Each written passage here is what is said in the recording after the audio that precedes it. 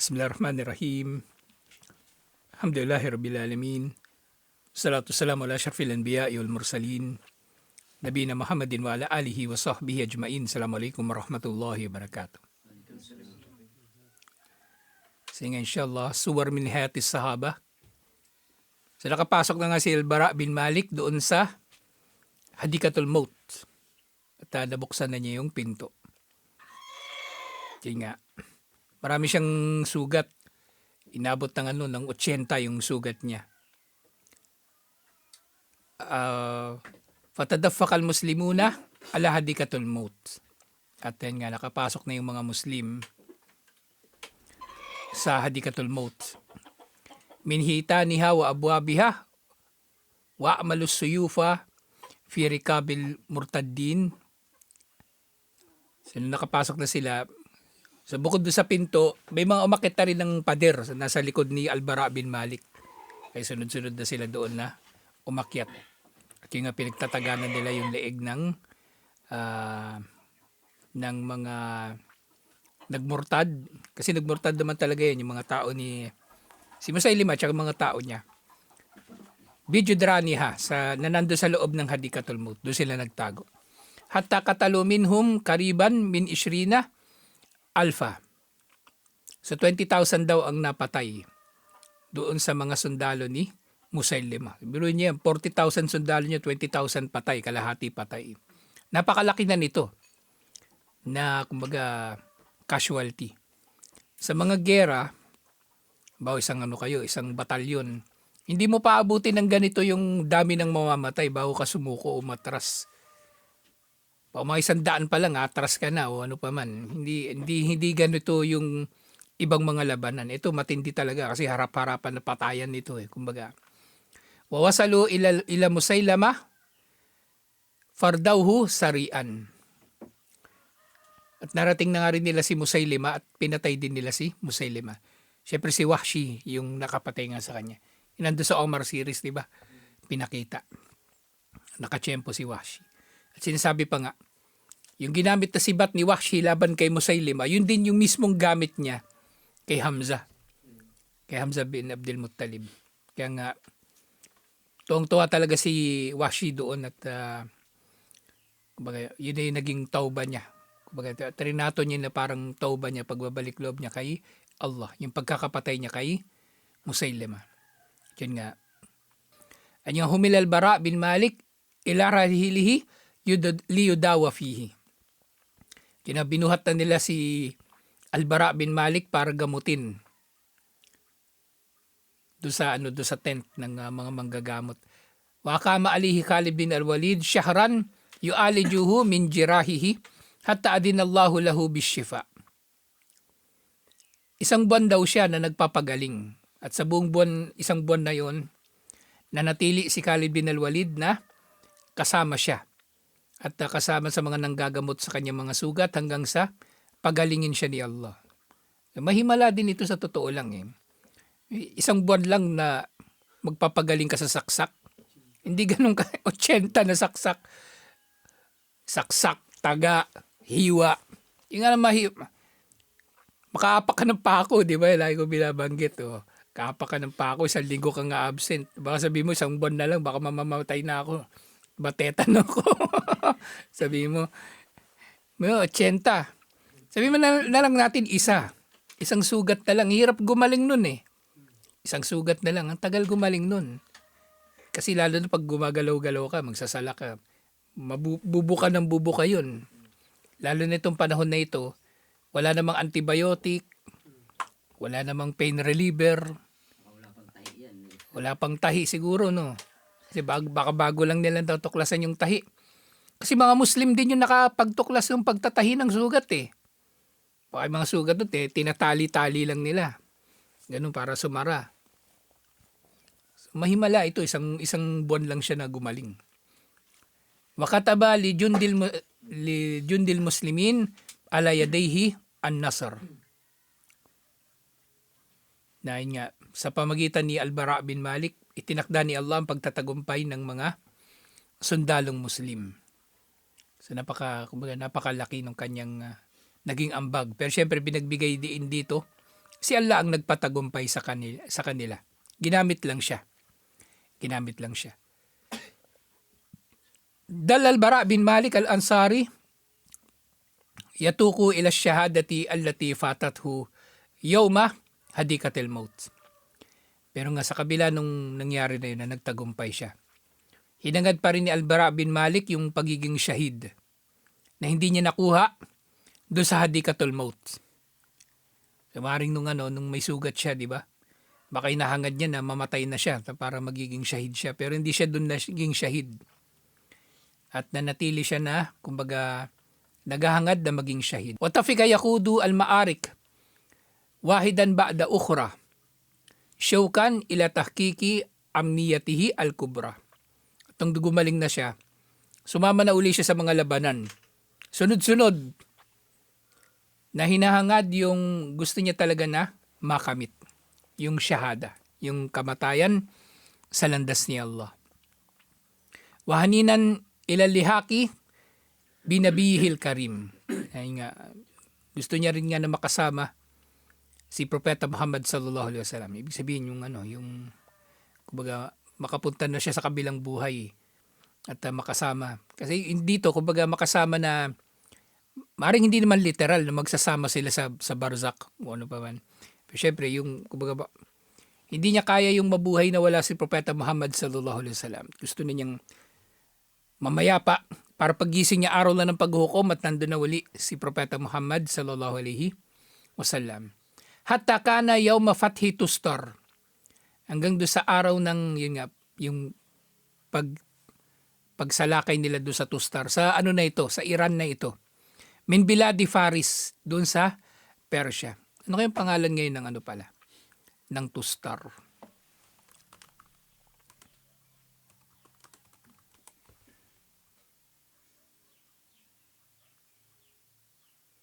Ayun pa rin pala yung pangalan niya. Tustar o Shustar. Yun yung kanyang Yun yung kanyang pangalan. So nandun siya sa kasalukuyang Iran. Malapit na rin pala siya sa sa Persian Gulf. Yung may giyera ngayon, nandun na malapit yung yung Tustar. So doon daw sa labanan doon, faqad tahassan al-furs fi ihdal kila al-mumarrada. So nagtago daw yung mga Persian sa isang matibay nila na kastilyo. Kasi nga 'di ba yung kung merong capital, so meron yung mga probinsya sa paligid. Bawat probinsya may kastilyo. So isa yun yung Tustar na merong kastilyo. Fasarahumul muslimuna wa ahatu bihim wa hatat sawar bil mi'sam. So napaligiran na raw yun ng mga Muslim. Katulad daw ng kung paano nakapaligid yung yung bracelet, nakaganon. Mahigpit na nilang na paligiran. Pero hindi nila agad-agad nasakop, hindi nila basta-bastang natalo yung mga Persian doon. Kasi nga yung mga Kastilyo, na yun kumbaga planado na yun Nandun na kastak yung mga armas, pagkain, gamot, lahat ng kakailanganin nila ng ilang buwan, ilang taon, nandun lahat. Pwede ngang doon sa loob ng kastilyo, may gulay pa sila doon, may mga tanim pa sila doon, may mga alagang hayop. Di ba? Hindi sila maubusan ng pagkain. Yung manok, mabilis dumami yung manok. Kada 6 na buwan, yung sisiyo, mga 6 na buwan, pwede na uli yun mangitlog. So hindi sila maubusan talaga ng pagkain din, lalo na kung malaki yung kastilyo. Falamma tala al-hisar, ishtadda al-bala al-furs. At nang tumagal pa yung yung pagsalakay sa kanila. So nahirapan na rin yung mga Persiano kasi naubusan na sila ng supply doon at marami nang namamatay. Ja'alu yudilluna min fawqi aswaril kal'a salasila min hadid. Meron silang ginawa na isang kumbaga taktika nila. So meron daw silang hinahagis na malalaking kadena.